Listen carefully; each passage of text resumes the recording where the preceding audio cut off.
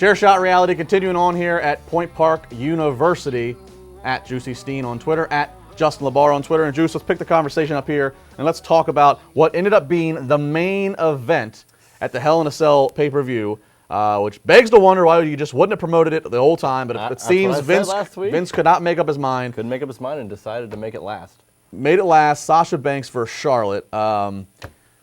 It sucks because I'm forever going to remember how bad the finish was. Yeah, it was just out of nowhere and not in a good way. No. It was just it fell flat. The entrances were great, and they made it seem like it was a WrestleMania type thing, but they didn't promote it as last before the show. So that was my whole issue going into it. I thought the way the match played out was okay, and I thought that they really tried a lot of crazy spots, and apparently they were going to try a few more.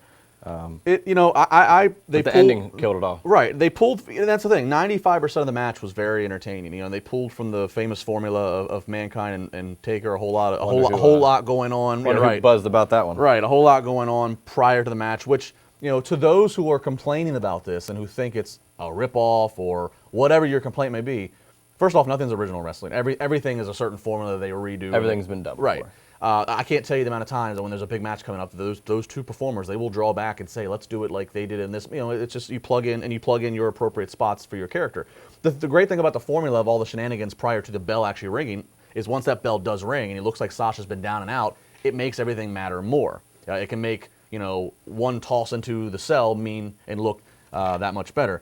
But right, 95% of the match great, out of nowhere an ending. And it's coming, I think Meltzer is saying that Vince decided it's last minute to go to Charlotte. I know I've heard this, and a lot of people have heard this, that Vince might have some stigma feeling that Sasha's not durable, that she's injury prone. And it's weird how Sasha only wins the belt when it's on TV, and then Charlotte gets the one, she's been on fire on pay-per-view. I don't know. It is what it is.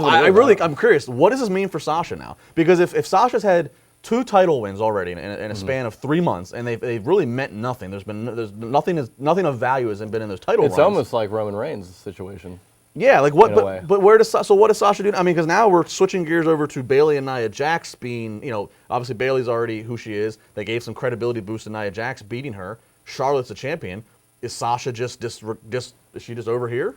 I don't know, and it's weird because you have Survivor Series. It's gonna be so long before the next pay-per-view for Raw, which is going to be in Pittsburgh. Right. So I don't know what the next direction is going to be. Maybe there's a number one contenders. Maybe there's a title match on Raw in a couple weeks. There's a lot of time, and Sasha might just fall into obscurity. I think, and I know you and I have talked about this off air. I think that this is certainly the year, this January. If you're ever going to do a 20-woman Royal Rumble, you could do it. You could do it now. Definitely think you could actually do 30 because, quite frankly, you could use everybody you have between your 2 rosters. You could put a few NXT girls in there, and then you could even do what we've seen in the past. You pull a few indie girls for a one-night only appearance, or to make some a surprise. legend ones. Or some legend. Yeah, right. Lita come in. Right. Exactly. So I think too far I think you could do the problem with having that's now 2 hours occupied by Rumble matches, but Rumble will probably be 4 freaking hours anyways. Exactly. Oh, it will be 4 hours. So I think you can do a Rumble match. That's something interesting to look forward to. I would agree with that, though. I think it's an idea.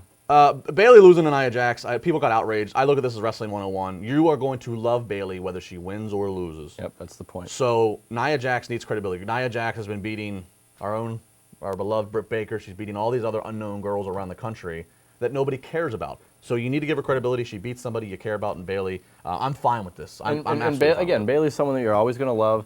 And Bayley's going to get her time. Now, again, whenever Hell in a Cell happened, I knew that pretty much whoever won that Bayley-Dana Brooke match was going to get the next shot, probably, if Charlotte was going to win. So, be interesting to see. We got more to talk about. We still to come. We are going to talk about Josh got his NXT in 90. We're going to talk about the new Cruiserweight show. And Eisenberg and I will finish the weekend off in a debate of all debates about the man, the myth, the legend, James Ellsworth.